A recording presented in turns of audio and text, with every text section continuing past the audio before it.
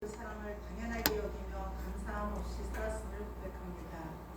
주님 이 시간 저희들을 불쌍히 여기시고 긍휼히 여기셔서 정결하고 깨끗하게 씻김받는 시간이 되게 하여 주시옵소서. 사랑의 하나님 아버지, 주님이 세우시고 주님이 주인 되신 우리 비전기회를 향한 주님의 계획하심과 일하심에 우리 모두가 도구로 쓰임받기를 원합니다. 우리 모두가 깨어 기도하게 하시고 주님의 음성에도 귀 기울여 듣게 하셔서 믿음 있는 자가 되게 하여 주시옵시고 입과 소금의 역할을 감당하며 맡겨진 직분에 최선을 다할 수 있는 저희들 되게 하여 주시옵소서. 오늘 이 시간에도 저희에게 귀한 말씀 증거하실 목사님께 주님의 은혜가 함께 하셔서 성령 충만하게 하시고 건강을 지켜주셔서 맡겨주신 귀한 사명 잘 감당할 수 있도록 도와주시옵시고 말씀을 통하여 우리의 병든 영혼과 육체를 치료하게 하시고 성도들의 기도 제목들이 응답받는 복된 시간이 되게 하여 주시옵시고 가정마다 복된 은혜 주시옵기를 기도드립니다. 교회를 위해 쓰는 손길에도 감사의 열매로 가득 차게 도와주시옵소서. 아멘. 살아계신 예수 그리스도의 이름으로 감사하며 기도드립니다. 아멘. 가지고 믿음을 지켰으니 이제 흐르는 나를 위하여 의의 면류관이 예비되었으므로 주 곧 의로우신 재판장이 그날을 내게 주실 것이며 내게만 아니라 주의 나타나심을 사모하는 모든 자에게.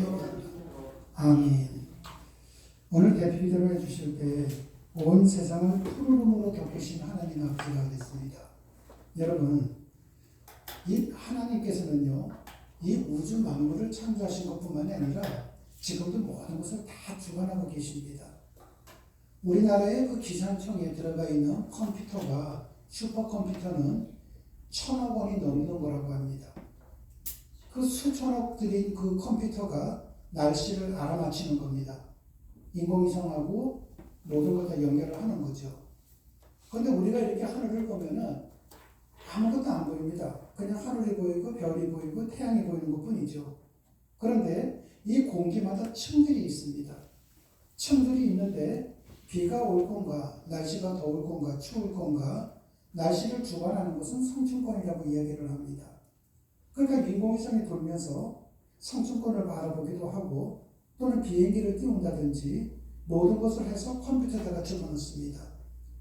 그러면 컴퓨터는 그것을 분석을 해서 내일은 비가 올 것 같습니다. 내일은 날씨가 더울 것 같습니다. 다 일러주는 겁니다. 근데도 불구하고 이 컴퓨터가 제대로 역할을 못합니다. 비가 온다고 했는데 비가 안 오고 조금밖에 안 온다 그랬는데 어젠가 그제도요 비가 많이 왔거든요. 천둥 치고요. 근데 우리나라 기상청에서 최고 높으신 분은 우리나라 분이 아니라 외국에서 오신 분이십니다. 그분이 기자들이 질문을 했습니다. 수천억 원을 들여서 컴퓨터까지 했는데 왜 날씨를 못 알아맞히냐고요. 그랬더니만 그분이 하시는 얘기가 오늘 대표 기도를 해주셨던 권사님과 비슷한 얘기를 했습니다. 날씨는 하나님이 하시는 거기 때문에 이거보다도 더 비싼 컴퓨터가 온다 할지라도 정확도를 맞출 수는 없습니다. 여러분, 그것은 정답이거든요. 그런데 사람들은 정답을 싫어합니다. 한번 정답을 싫어하는 걸 볼까요? 아이들에게 얘기합니다. 우리 자식들에게요. 너 공부 열심히 해야 돼.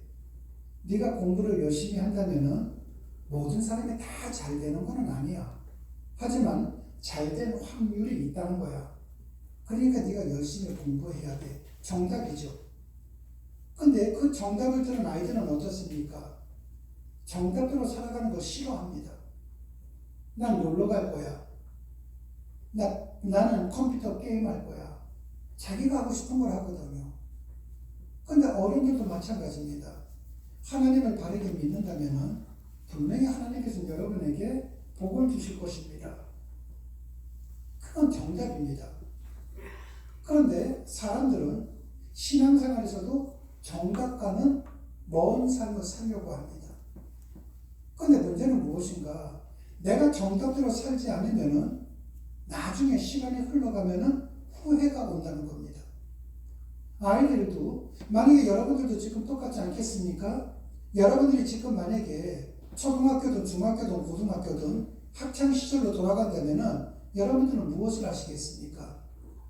아마 연세 있는 분들은 난 공부 열심히 해서 지금과 같은 인생은 안 살 거야 하는 분들이 대다수일 겁니다. 신앙도 마찬가지입니다. 신앙도 하나님의 말씀을 통해서 설교 시간에 정답을 가르쳐 드립니다. 그런데 에이 설마 자기 스스로가 정답을 무시를 하고 자기 방법대로 살아갑니다. 그런데 언제 후회를 합니까? 죽음이 내 앞에 올 때 사람들은 그때 가서 후회합니다. 그런데 학생이 공부를 하지 않고 나중에 가서 후회를 한다 할지라도 그것은 만회를 할 수 있는 기회가 있습니다. 그래서 공부를 학교를 다녀보지 못한 사람이 이 사회적으로 출세한 사람들이 굉장히 많지 않습니까? 대표적인 사람을 꼽으라면 지금은 고인이 되신 현대그룹 정주영 회장은 어떻습니까? 보통학교 졸업했습니다. 보통학교 중퇴입니다. 그러면은 오늘날 보통학교는 무엇인가? 초등학교 중퇴입니다. 그런데 대한민국에서 제일 큰 그룹의 총수였거든요. 언제든지 만회할 수 있는 기회가 있습니다. 그런데 신앙적으로는 기회가 없습니다. 여러분들 각자가 지금 내가 죽는 시간이 되어서 관 속에 지금 누웠다고 쳐보십시오. 지금 여러분들은 다들 관 속에 들어간 겁니다. 제가 이제 여러분들 관 뚜껑을 덮겠습니다. 이제부터는 제가 여러분들 관 뚜껑을 덮고 못질을 하겠습니다. 못 나오게. 근데 여러분 무슨 생각하시겠습니까? 생각이 있다면 아무리 효자가 할지라도 여러분 못 도와줍니다. 아무리 형제간에 우리가 깊다 할지라도 못 도와줍니다. 그때는 여러분들이 공포 속에서 여러분이 감당해야 합니다. 그런데 내가 정말 신앙적으로 정답을 걸어갔다. 쿵쿵쿵 소리는 여러분 소리에 들리지 않을 것입니다. 왠 줄 아십니까? 성경에 나와 있거든요. 스데반 집사가 돌에 맞거든요. 이제 곧 죽을 차례입니다. 우리가 볼 때에는 돌에 맞았으니까 비명을 지르고 아파하고 하는데 스데반 집사는 주님 무엇을 뜻하는 줄 아십니까? 정답을 걷는 사람들은 주님께서 오시기 때문에 전혀 불안감이나 공포심이 없다는 것입니다. 죽는 순간에는요. 그런데 이런 경우는 있죠. 우리가 제가 여러분들의 이해를 돕기 위해서 그분들을 비하시키는 것은 아닙니다. 간혹가다가 장애를 가지신 분들이 어떤 한 말씀을 하기 위해서는 온몸을 비틀면서 이야기하시는 분들이 계십니다. 그렇다면은 사람이 죽는 순간에는 근육이 다 굳지 않습니까? 듣다 보면은 마지막 할 말도 못하고 돌아가시는 분들 많습니다. 마지막에 무슨 한 얘기를 하고 싶어도 살아있을 때와는 달리 죽음 앞에 있으면은 모든 근육이 굳어있기 때문에 한마디 한마디 하는 것이 얼굴을 찡그리면서 얘기할 수도 있습니다. 그때 사람들은 이렇게 얘기하죠. 표정 보니까 지옥 같네? 돌아가셨는데도 환한 미소가 있어 천국 갔네? 여러분 표정으로 지옥 가고 표정으로 천국 가는 거 절대로 아닙니다. 굳는 상태니까 그렇게 얘기할 수밖에 없거든요. 그런데 다른 사람들에게는 그렇게 보이지만은 신앙적으로 정답을 걸어가는 사람들에게는 그 심령은 그런 걸 느끼지를 못한다는 겁니다. 오늘 대표기도 하실 때 이렇게 하셨습니다. 하나님이 사랑을 주시는데 그 사랑을 우리가 당연하게 생각합니다. 여러분, 참 이거는 여러분들 다 경험을 해보셨을 것입니다. 아이를 길러봤을 때나 지금 손자, 손녀를 여러분들 키우시는 분들은 잘 생각을 해보세요. 이 아이가 있는데 어린이집이나 유치원에서 왔습니다. 오늘은 짜장밥 해줘야지. 오늘은 카레밥을 해줘야지. 오늘은 고기를 해줘야지. 내 돈을 가지고 장을 보고 와서 해줍니다. 기쁘게. 근데 그 아이들이 처음에는 감사하게 먹는 것 같죠? 아니요. 어린 아이들은요, 그 사람을 당연하게 생각합니다. 그래서 당연하게 생각하면 뭐라고 얘기하는가? 트집을 잡습니다. 왜 당근 넣었어요? 왜 맛이 없어요? 나 이거 맛없어서 안 먹을래요. 내 돈을 들여서 정성을 다해서 사랑을 해줬는데 아이들은 그게 아니라는 거예요. 그런데 이 아이들이 어떻습니까? 커가고 성장하고 성숙해는 가운데에서 그 고마움을 나중에 알겠죠. 그리고 자립의 길에 걸어가는 거예요. 신앙도 마찬가지입니다. 여러분들은 오늘 살아있습니다. 그런데 생각을 해보십시오. 어제만 하더라도요. 어제에 나 내일까지 살고 싶다 하고 어제 죽은 사람들도 분명히 있을 겁니다. 어제 죽은 사람들이 그토록 살고 싶어 했던 오늘 여러분들은 지금 살고 있습니다. 근데 아마 여러분들 대부분이 다들 당연하다고 생각할 겁니다. 내가 뭐 죽을 이유가 없는 거니까요. 근데 이 땅에서는요, 죽을 이유가 있어서 죽는 사람들은 거의 없습니다. 그러다 보니까 교통사고로 죽기도 하고, 때때로는 저기 불구경 갔다가 날라오는 파편에 맞아 죽을 수도 있습니다. 근데 여러분들 지금 각자가 내가 호흡하고 살아있다는 거 당연하게도 생각할 것입니다. 그렇다면은 여러분들이 어제 주무시기 전에 내일 아침에 내 심장이 뛰지 않으면 어떻게 되지? 심장 마사지 해야지 하신 건 아무도 안 계실 거예요. 하나님이 여러분의 심장을 뛰게 해주신 겁니다. 하나님께서 여러분의 호흡을 열어주신 거예요. 그래서 생명의 주관자이신 하나님이 그렇게 해주셨기 때문에 여러분들이 지금 이 자리에 있는 겁니다. 그런데도 이것을 당연하게 생각한다면, 아니, 이 설교하기 전에 당연하다는 것까지도 생각하지 않을 만큼 당연하게 생각했다면 우리의 신앙은 어린아이가 되는 것이죠. 제가 오래전에 여러분에게 이런 말씀을 드린 적이 있습니다. 세상에 태어난 사람들은 누구나 삶이라는 붓으로 인생이라는 이야기책을 엮어가고 있다고 말씀드린 적이 있습니다. 사람들은 인생을 가리켜서 인생살이라고 말하지 않습니까? 그러므로 인생은 무엇인가? 사람이 세상을 살아가는 이야기입니다. 그래서 사람이라면 누구나 매일매일 그날 하루 동안 각자의 삶의 현장에서 인생이라는 이야기를 엮어가며 살아가고 있는 겁니다. 그런 의미에서 저나 여러분, 우리 각자 모두는 작가라고 할 수가 있고 우리의 인생은 모두 삶에 대한 이야기책이라고 할 수 있습니다. 그런데 그 모든 이야기책이 다 동일한 것은 아닙니다. 어떤 사람의 인생 이야기책은 A4 용지 한 장보다도 더 얇을 수도 있습니다. 그리고 어떤 사람의 인생 이야기책은 백과사전보다도 더 두터울 수도 있습니다. 또 어떤 사람은 자기 자신의 인생을 저급한 삼류 소설로 엮어가고 있는 분들도 분명히 있을 것입니다. 그리고 어떤 사람은 자기 인생을 이 세상에 악의 씨를 뿌리는 범죄 소설로 엮어가기도 할 것입니다. 그러나 어떤 사람은 어떤 상황에서든 이 세상과 많은 사람들에게 이로움을 주고 유익을 끼치는 양서로 엮어가고 있을 수도 있습니다. 또한 그 사람이 살아온 인생 이야기가 그것이 자서전이든 수기든 아니면 자전적 소설이든 그 사람의 인생 이야기가 활자화되어서 책으로 나온 사람들도 있을 것입니다. 그러나 절대 다수의 사람들의 인생 이야기책은 활자화되지가 않습니다. 그렇다면 여러분, 책이 되지 않고 활자화가 되지 않은 인생 이야기책은 그 사람이 죽으면은 그날로 소멸되고 마는 겁니까? 그 사람이 죽으면은 이제 뭐 이 세상 다 끝이야 이렇게 되는 것입니까? 그렇지 않습니다. 요한계시록 20장 12절 말씀을 세 번역 성경입니다. 한번 다 같이 합독하도록 하시겠습니다. 나는 또 천사들이 큰 자나 작은 자나 할 것 없이 다 그 앞에 세워질 것이다.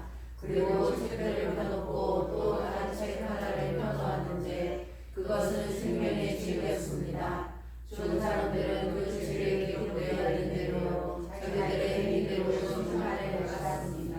아멘. 여러분, 저는 처음서부터 기독교 신앙을 갖지는 않았습니다.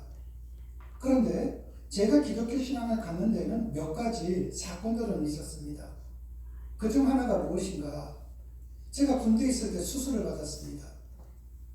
그래서 수술을 받고 난 다음에 대구통합병원에 있었을 때였는데 낮에 하도 심심해서 혼자 돌아다녀 봤습니다.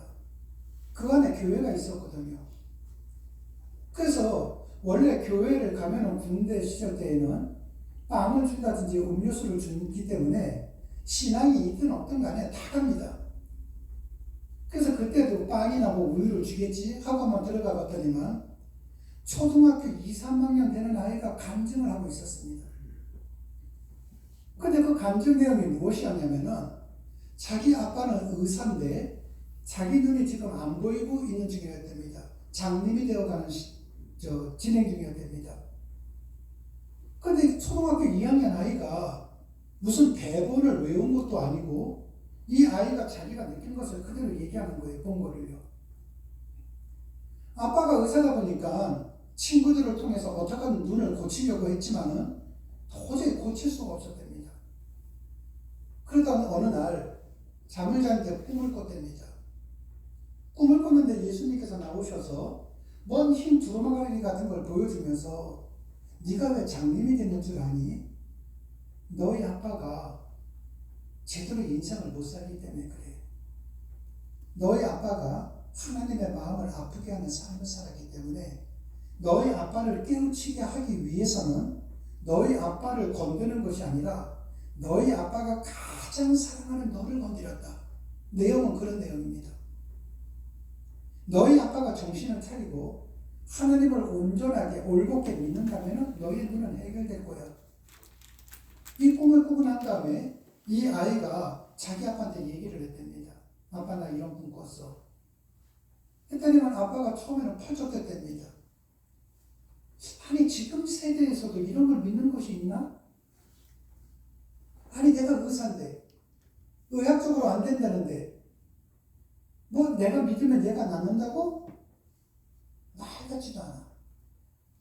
여러분 근데 말 같지 않은 이 일이 많은 사람들이 공통된 생각 아닙니까?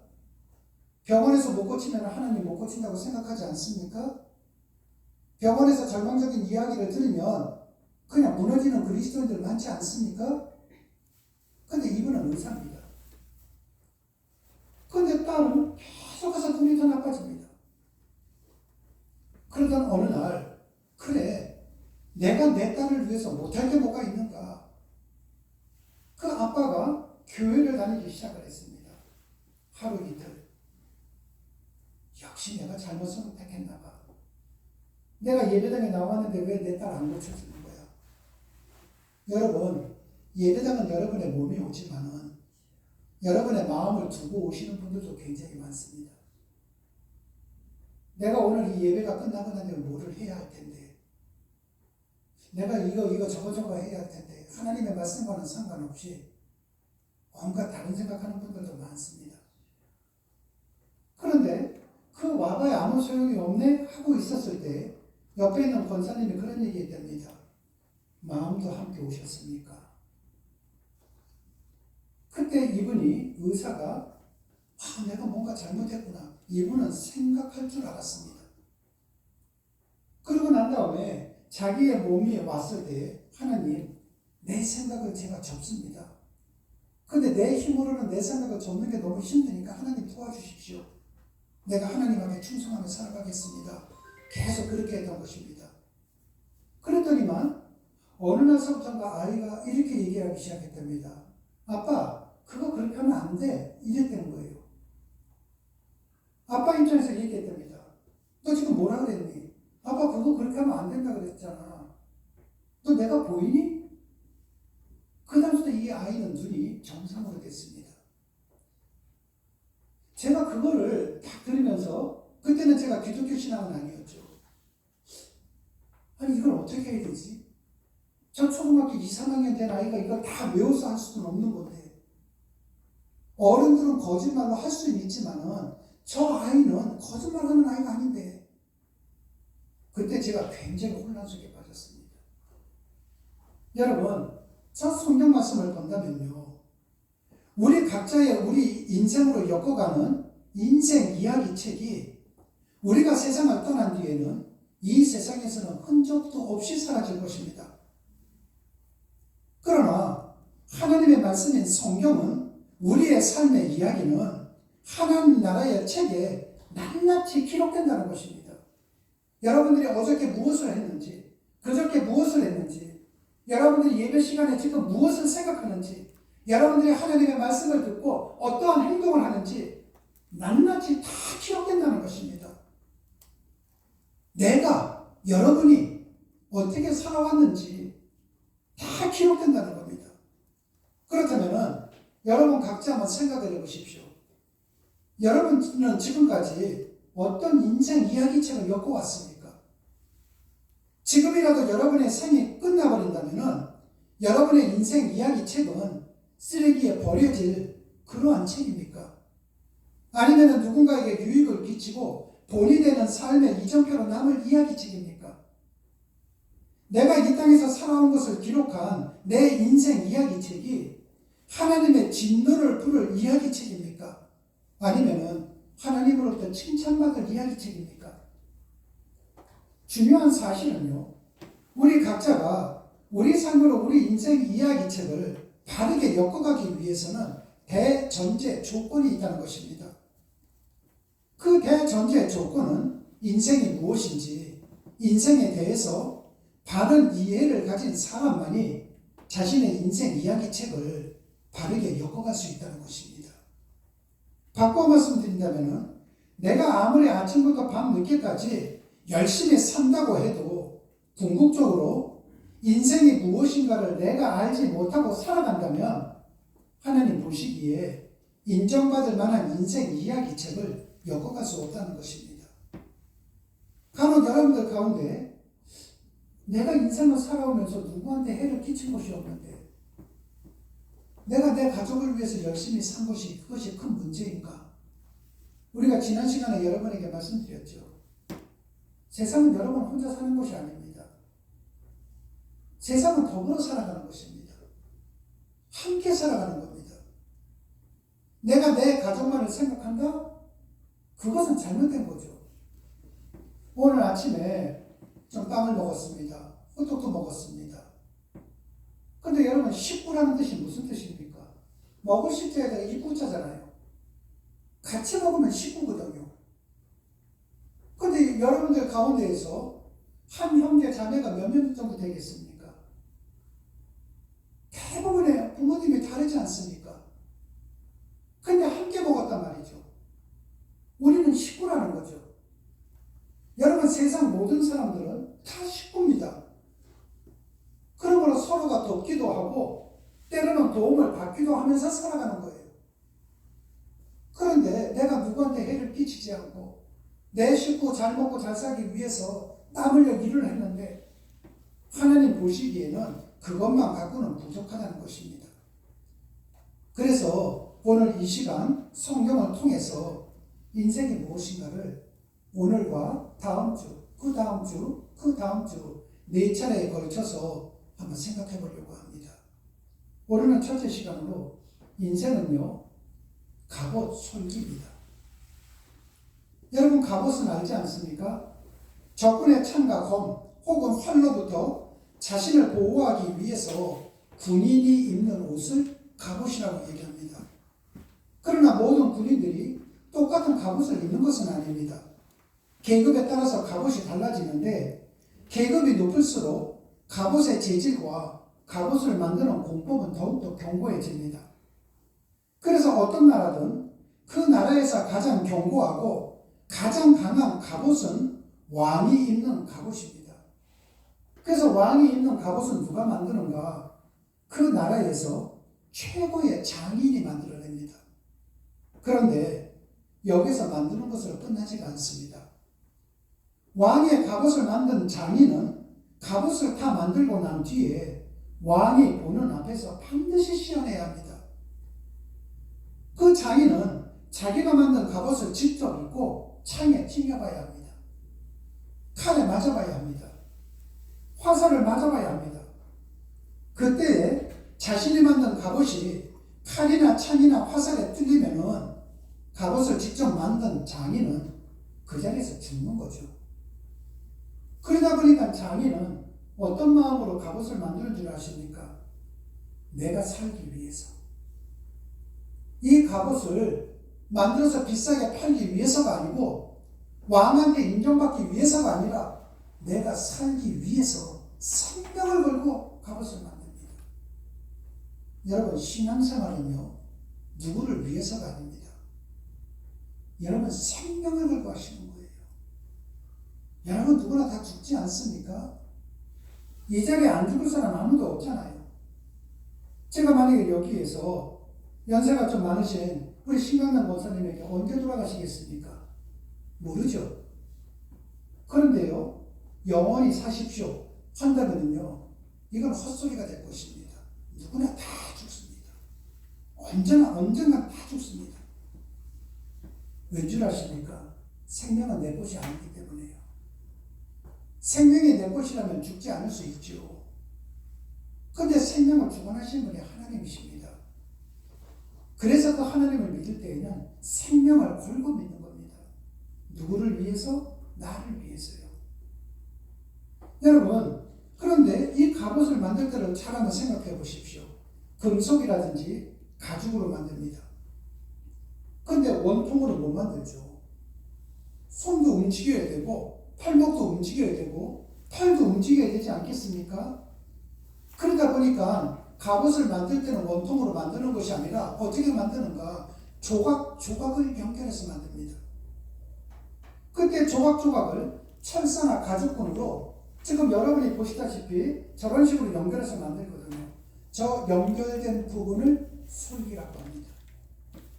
한마디로 손과 팔을 마음대로 움직일 수 있도록 하기 위해 갑옷은 금속이든 가죽이든 조각 붙여서 만드는 겁니다.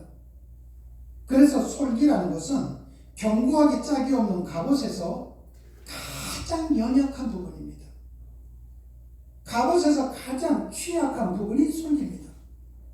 쉽게 말하면 갑옷의 아킬레스건이 바로 갑옷의 솔기입니다. 여러분, 인생은 갑옷이 아닙니다. 인생은요, 그 갑옷에서 가장 취약한 갑옷 솔기와 같습니다. 이것이 성경에 우리에게 일깨워주는 부분이죠. 이스라엘 북왕국에서 가장 패역한 왕이 아합 왕이었습니다. 그런데 이 아합 왕이 하나님을 아는 왕이었는데 우상을 섬기는 이방 여인 이세벨을 왕비로 맞아들입니다. 그러고 난 다음에 이 이세벨의 계략에 빠져버리고 말아요. 열왕기상을 보면은 북이스라엘 최악의 왕인 아합이 나봇이라는 사람이 가지고 있는 포도원, 저 포도원을 가지고 싶었습니다. 야, 나한테 팔아라. 나봇이 안 팔았습니다. 2배 줄게, 3배 줄게. 싫습니다. 안 팔겠습니다.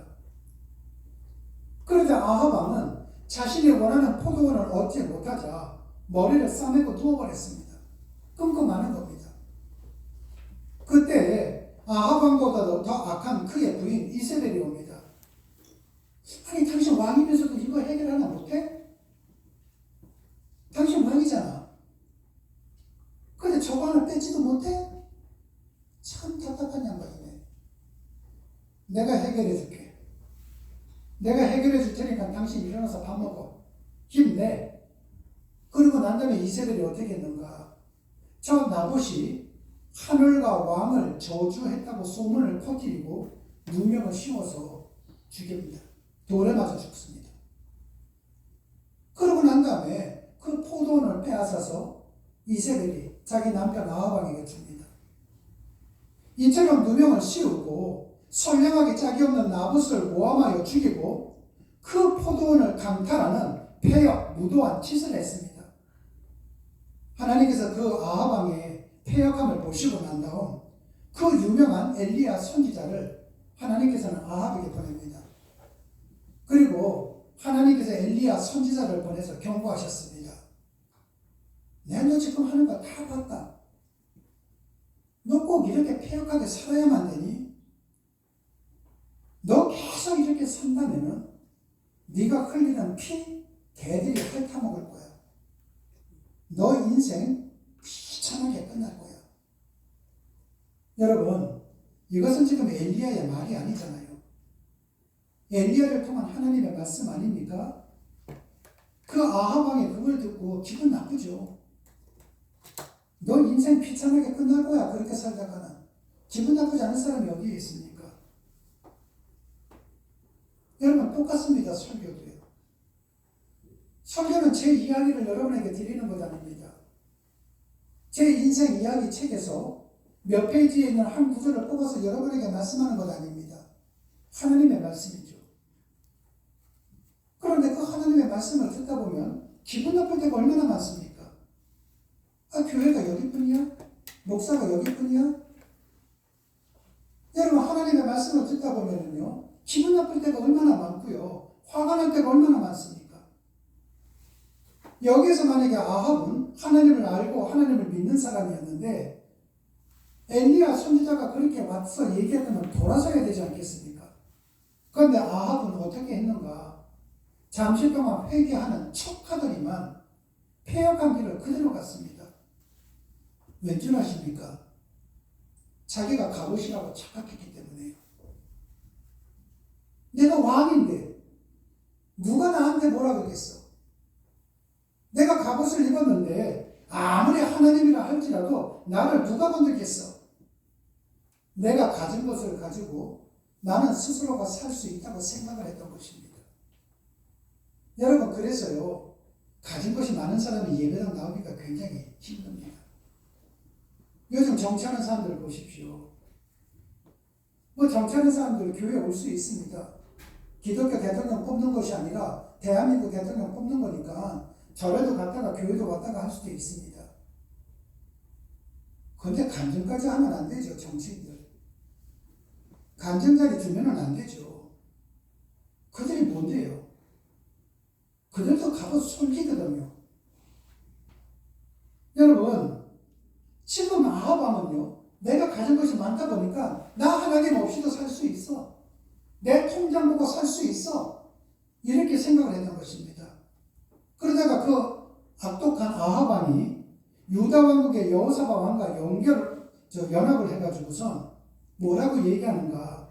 야, 우리 저 아람 왕국과 한번 싸우자. 근데 아람 왕이 자기 휘하에 있는 32명의 장군들에게 이렇게 얘기합니다. 얘들아, 너희는 다른 사람 상대하지 마. 저 아합 왕만 죽이려고 너희들은 최선만 다하면 돼. 너희들은 오합지졸 상대할 필요도 없어. 이 소문을 아합 왕이 들었습니다. 뭐 전쟁 나면 나를 죽인다고? 내가 첩보를 들었으니까 내가 가만히 있는 줄 알아? 그래서 그 당시에는 어떻게 했는가? 자기가 타고 다니는 전차에서 왕의 휘하를 떼버렸습니다. 그러고 난 다음에 머리에 쓰는 투구도 일반 병사 투구로 바꿨습니다. 물론 갑옷은 왕의 갑옷을 입고 있었죠. 내가 이렇게 왕의 휘장을 떼어내고 일반 병사의 투구를 쓰면은 나를 알아보지 못할 거야. 이렇게 생각을 했습니다. 그러고 난 다음에는 왕의 갑옷을 입고 있었기 때문에 적진이 깊숙이 들어갔습니다. 천하무적이죠. 우리 열왕기상 22장 34절 말씀을 다 같이 합독하도록 하시겠습니다.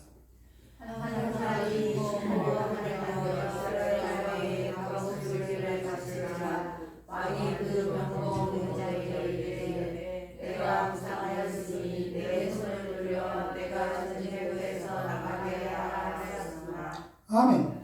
여러분, 지금 이 말씀을요, 잘 생각해 보십시오. 지금 전투가 벌어진 상황입니다. 여기서 제일 앞구절, 한 사람이, 이 한 사람은 장군 32명 중에 한 사람이 아닙니다. 그냥 아람 군대의 사병으로 계급도 몰라요. 이름도 없습니다. 그런데 저 말씀을 보니까 무명의 사병이 무심코 활을 당겨, 이 사병이요, 정조준한 것도 아니고요, 무심코 사고가 되겠습니다. 화를요. 우리가 지난 1980년 5월 달에 광주 민주화 항쟁 때, 그때는 광주 사태라고 막 그랬죠. 폄하시켰어요. 그때에 그 전방에서 이런 일들이 있었습니다.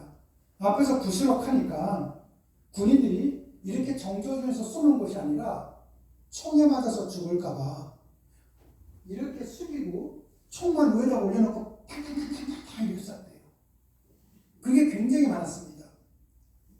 여러분들도 전쟁 때 화살이 날라오고 총알이 날라오는데 이렇게 쏜 사람이 몇 사람 있겠습니까?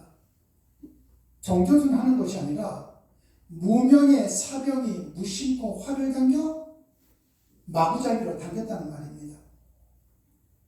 방패 뒤에 숨어서 이 사병은 그냥 쏜 거예요. 그런데 이 이름도 없는 이 병사가 마구잡이로 화살을 하나 쏘았는데 그 화살이 어떻게 되었는가? 오늘 22장 이 말씀을 보니까 한 사람이 무심코 활을 당겨 이스라엘 왕의 갑옷 솔기를 맞춘지라. 이 화살이요 아람 왕 갑옷 솔기를 맞췄다는 겁니다. 여러분 이게 가능합니까? 전쟁 중에요. 막 움직이면서 쏘는데 저 멀리에 있는 사람을 화살을 쐈다? 아마 양궁 선수 가운데 금메달을 딴 사람들도 그거 못 맞춥니다. 그 솔기 못 맞춥니다. 그런데 맞았다는 거예요. 가슴팍에 맞았다는 겁니다. 여러분 제가 봉독해 올리겠습니다. 왕이 그의 병거 모는 자에게 이르되 내가 부상하였으니 내 손을 들여 나를 진중에서 나가게 하라 하였으니 이날에 전쟁이 맹렬하였으므로 왕이 병거 가운데 붙들려 서서 아람 사람을 막다가 저녁에 이르러 죽었는데 상처에 피가 흘러 병거 바닥에 보였더라. 왕이 이미 죽음에 그의 시체를 메어 사마리아에 이르러 왕을 사마리아에 장사하니라. 그 병거를 사마리아 못에서 씻음에 개들이 그의 피를 핥으니라. 여호와께서 하신 말씀과 같이 되었더라. 거기는 창기들이 목욕하는 곳이었더라. 화살을 맞는 순간에 아합 왕은 자기가 죽는다는 것을 직감했습니다. 그래서 자기 곁에 있는 병사에게 나를 빨리 피신시키라고 했는데 너무 적진 깊숙이 들어가서 피신할 수가 없었습니다. 그래서 죽었습니다. 여러분 이것은 우리에게도 적용됩니다. 하나님을 떠나신 분들은요, 마음이 떠나고 몸이 떠난 분들은요, 세상으로 더 깊숙이 빠져들어갑니다. 그런데 이거에 대해서 죄책감이 없어요. 이 아하방 같은 경우에도 적진 깊숙이 들어갈 때는 자기 꿈이 이루어진다고 생각했던 겁니다. 우리는 얘네들 이길 수 있어. 나는 저거를 가질 수 있어. 똑같은 마음으로요. 세상 속에 계속 빠져나가면서 나는 내가 땀 흘린 만큼 저거 가질 수 있어. 내가 요구한 만큼 저거 가질 수 있어. 그것이 물질이든 무엇이든 계속 세상적으로 빠지다 보면은요. 어떻게 되는 줄 아십니까? 신앙이 죽습니다. 신앙이 살아날 수가 없어요. 여러분 예배랑 마찬가지입니다. 한 번 예배 빠졌다, 두 번 빠졌다, 금방 빠집니다. 한번 이렇게 볼까요? 이 자리에 계시는 여러분들 가운데서도요, 분명히 수요 예배나 이럴 때 나오셨던 분들 계십니다. 그런데 지금 안 나오시는 분들 계시거든요. 왠줄 아십니까? 이 핑계, 저 핑계가 그것이 자기에게 이유가 되는지 모르지만 하나님 앞에 핑계가 됩니다. 이미 그것은 죽은 신앙이 된 겁니다. 누구나 다 그렇게 됩니다. 목사들도 마찬가지입니다. 여러분 한번 여기서 이 아합을 한번 생각을 해보십시오. 자기가 갑옷이 아니라 갑옷 솔기였다면은 하나님께서 엘리야를 보냈을 때에 180도로 돌아섰을 것입니다. 그런데 자기는 갑옷 솔기가 아니라 갑옷이라고 착각을 했던 거죠. 그래서 죽은 겁니다. 오늘날도 보면은 나에게 돈이 있다고, 권력이 있다고, 건강이 있다고 자신의 인생의 갑옷인 줄 알고 하나님을 찾지 않고 자신이 가지고 있는 것으로 자신은 충분히 살 수 있다고 생각하는 사람들이 굉장히 많습니다. 그런데 여러분 잊지 마십시오. 어떤 사람이든 우리는 갑옷이 아니라 갑옷 솔기입니다. 나한테는 힘밖에 없어. 가진 것이 힘밖에 없다고 해서 이름도 역도산이라고 불렀던 레슬링 선수가 있었습니다. 그가 어떻게 되었습니까? 39살 때 이름도 모를 야쿠자의 칼에 맞아 죽었습니다. 박정희 대통령은 어떻습니까?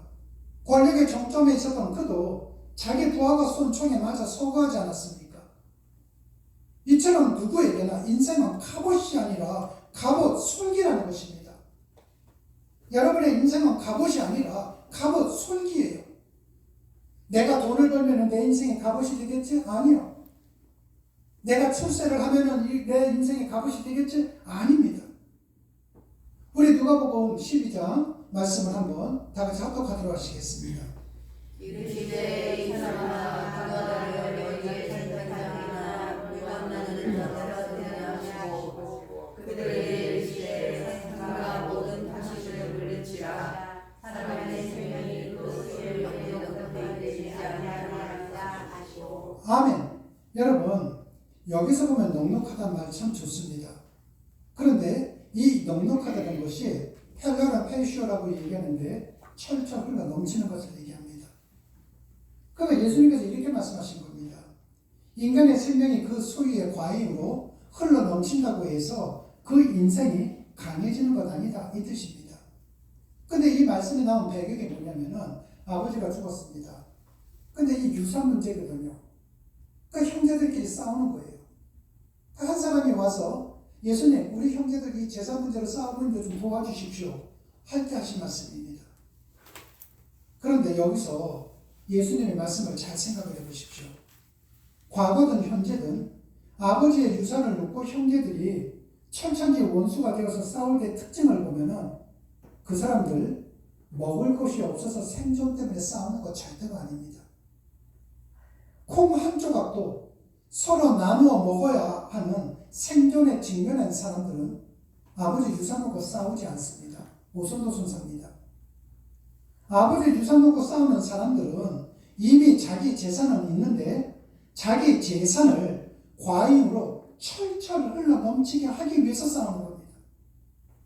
왜 싸우는지 아십니까? 내가 저 형제보다도 재산이 많으면은 내 재산이 흘러 넘치면은 내 인생이 견고한 갑옷이 될 것이라고 착각하기 때문입니다. 여러분들 가운데 내가 지금 삶이 힘든데 나에게 돈만 있으면 모든 게 해결될 것 같아. 나에게 건강만 있으면 모든 것이 해결될 것 같아. 나에게 그것만 있으면 내 인생의 갑옷처럼 견고하게 될 것 같아. 그거 다 착각입니다. 그것이 지금 없다 보니까 있었으면 좋겠다라는 생각을 할 수는 있지만 그것이 여러분의 인생을 지켜주는 것은 아니라는 것입니다. 여러분 누가복음 12장 16절 말씀 제가 한번 이렇게 말씀드리겠습니다. 자기를 위하여 재물을 쌓아두고 하나님께 부유하지 못한 자가 이와 같으니라. 이 부분 내용은 이런 내용입니다. 한 부자가 있는데 올해도 풍년이 되었습니다. 풍년이 되다 보니까 자기 창고가 가득 찬 거예요. 가득 차다 보니까 풍년이 되어서 남아도는 이 곡물을 어떻게 하는가? 또다시 창고를 만듭니다. 이걸 쌓아두기 위해서요. 쌓아두기 위해서 계속해서 그것만 생각했던 것입니다. 왜냐하면 이 부자는 내 곳간이 채워지면 내 인생이 갑옷이 될 거라고 생각을 했던 것입니다. 그런데 바로 그날 밤에 어떻게 되었는가? 하나님께서 그 부자의 생명을 가지고 갔습니다. 아무리 창고에 곡식이 가득 차면 뭐합니까? 오늘 죽었는데. 그 부자 또한 젖살이, 곡식이 그에게는 갑옷이 아니라 갑옷 솔기였던 것이었습니다. 여러분 그렇다면 여기에 문제가 뭔지 아십니까?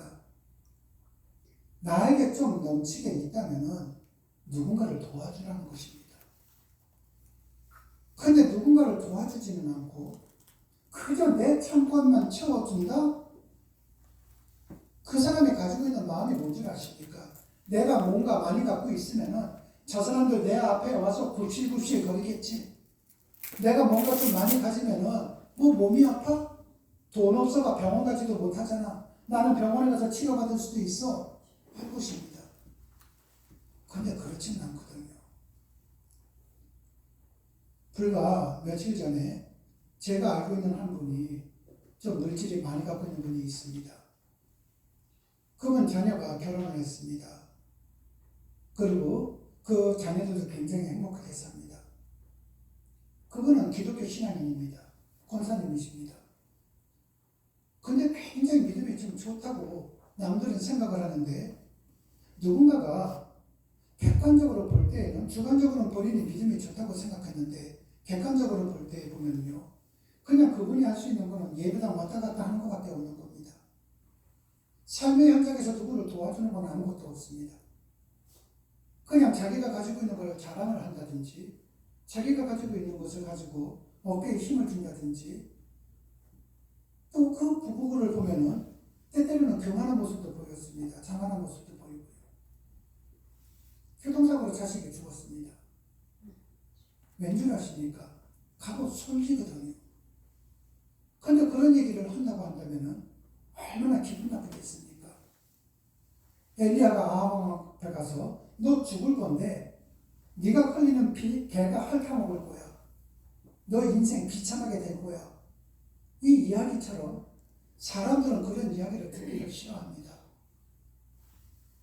그러나 그런 이야기가 사실은 우리에게 주어질 때 내 인생은 갑옷이 아니라 갑옷 솔기라는 것을 깨우치고 돌아설 수도 있는 부분이거든요.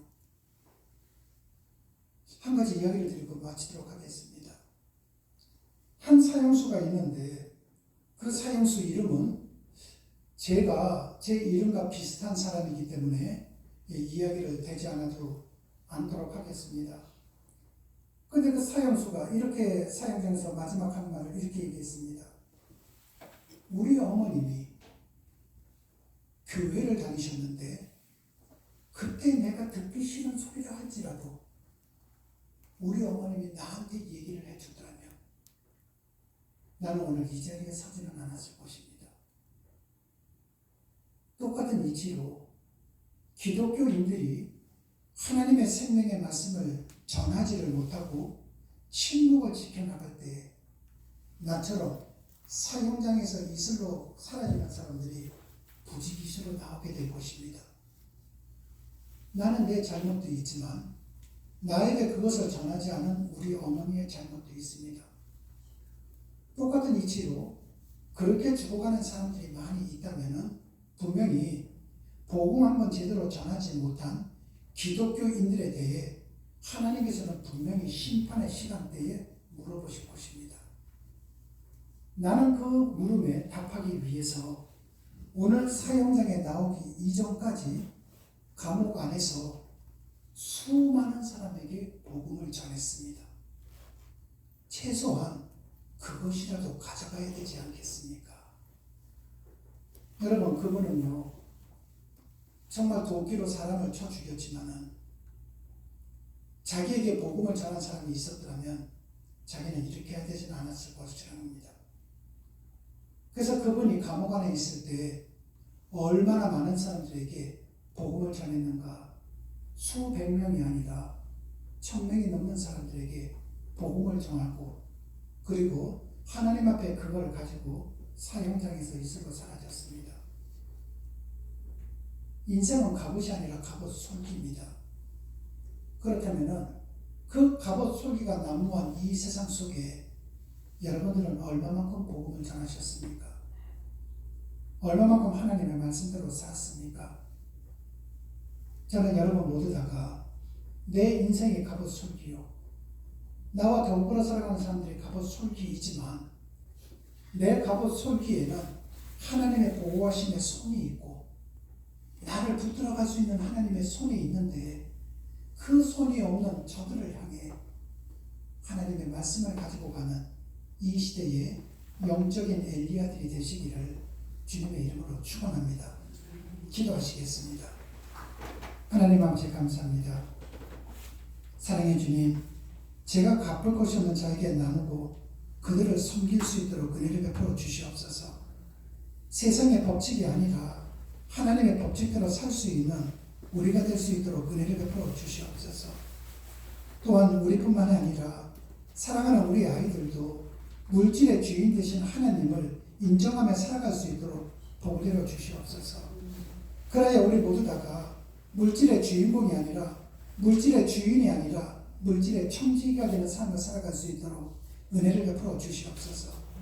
내가 가진 것이 나를 지켜준다는 내 인생은 갑옷이 아니라 하나님 그것으로 지킬 수 없는 갑옷 솔기라는 것 또한 잊지 않게 도와주시옵소서. 주님 고맙습니다. 예수님 이름으로 기도드렸습니다. 아멘.